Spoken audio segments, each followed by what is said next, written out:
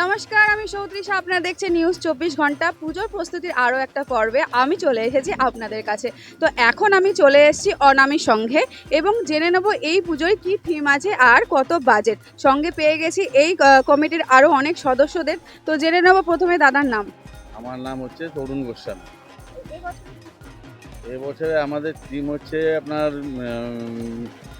আমাদের মাদুর আর আমাদের হচ্ছে ফাইবার এই দিয়ে আমাদের প্যান্ডেল। কারণ আমাদের এই থিম করার উদ্দেশ্য হচ্ছে একটাই, যে আজকে আমাদের মাদুরের প্রচলন প্রায় হারিয়ে যেতে বসেছে। এই শিল্পটাকে তো বাঁচিয়ে রাখা দরকার আছে, যে এই শিল্পটা দিয়ে অনেক কিছু করা যায় সেটা আমরা বোঝাতে চেয়েছি, যে এই শিল্পরও অনেক মূল্য, এটা দিয়ে আমরা অনেক কিছু কিছু করতে পারি আর কি। ওই জন্য আমরা মাদুর আর ফাইবার দিয়ে আমাদের প্যান্ডেলটাকে সাজানোর ব্যবস্থা করি। এবছরের কত বাজেট রয়েছে? আমাদের খুব সীমিত বাজেট, আমাদের বাজেট হচ্ছে ১১ লাখ সামথিং। প্রায় কতদিন থেকে চলছে পুজোর প্রস্তুতি? আমাদের মোটামুটি আপনার বিশ্বকর্মা আমরা প্রায় আজকে ১-১.৫ মাস মতো পুজোর প্রস্তুতি। তো এই পুজো মানেই তো প্রচণ্ড ভিড়, মানে প্রচণ্ড ক্রাউড থাকে। আমি পেছনে দাদার কাছে যাব, তো কিভাবে সেই ক্রাউডটাকে সামলানো হয়? দেখেন, প্রথম কথা হচ্ছে পুজোটা শুধু আমরা যে ছেলেরা করি সেটা না, আমাদের পাড়ার প্রতিটা মানুষ এই পুজোতে অংশ নেয়। আর ছোট থেকে বড় আর ছেলে মেয়ে উভয়ে আমরা আমাদের শ্রম, তারপরে পুলিশ প্রশাসন সবাই মিলে আমরা সুন্দর একটা মানে পরিবেশ মানুষকে উপহার দেওয়ার চেষ্টা করি, আর মানুষ সেটা পেয়েও থাকে। আপনি দেখবেন গোটা বহরমপুরে মানুষ ঘুরে আমাদের এখানে এসে বসে, যেহেতু আমাদের এখানে পরিবেশটা খুব সুন্দর থাকে। এই কারণ আমরা সবাই মিলে মেনটেন্যান্স করি যে পুজোটাকে আরও সুষ্ঠুভাবে আরও কি ভালো মতো নিয়ে যাওয়া যায়, এটাই আমাদের প্রচেষ্টা থাকে।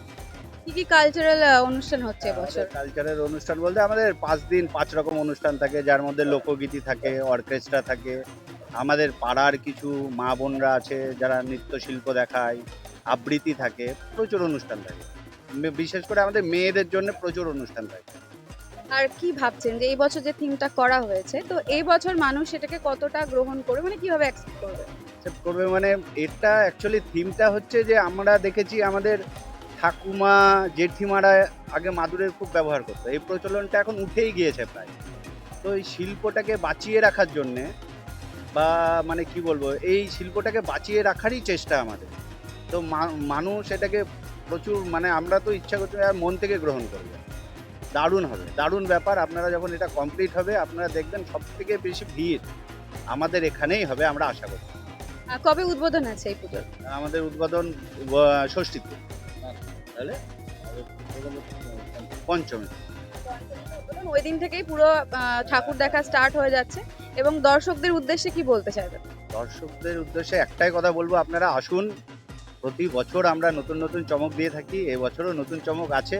আপনারা কেউ নিরাশ হবেন না, আর মায়ের আশীর্বাদে সবাই ভালো থাকুন, সবাই সুস্থ থাকুন। Thank you. আপনার নাম? আমার নাম Krishanu Biswas. Thank you so much. আর আমরাও অপেক্ষায় রইলাম যে ঠিক কীরকম এটার লাস্ট কীরকম দাঁড়াচ্ছে, কী স্ট্রাকচার হচ্ছে। মানে এই ধরনের শিল্প সত্যিই এখন আমরা দেখতে পাই না, তাই দাদারা অত্যন্ত একটা সুন্দর পরিকল্পনা করেছেন এই বছরের থিম হিসেবে।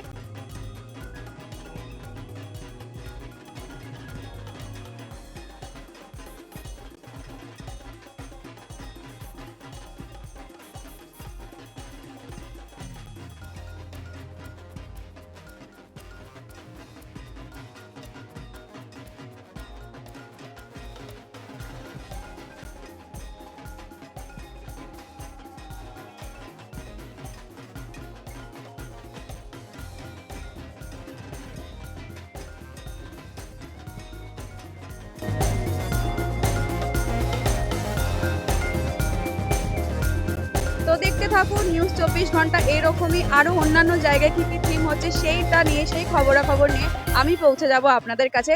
দেখতে থাকুন নিউজ ২৪ ঘন্টা।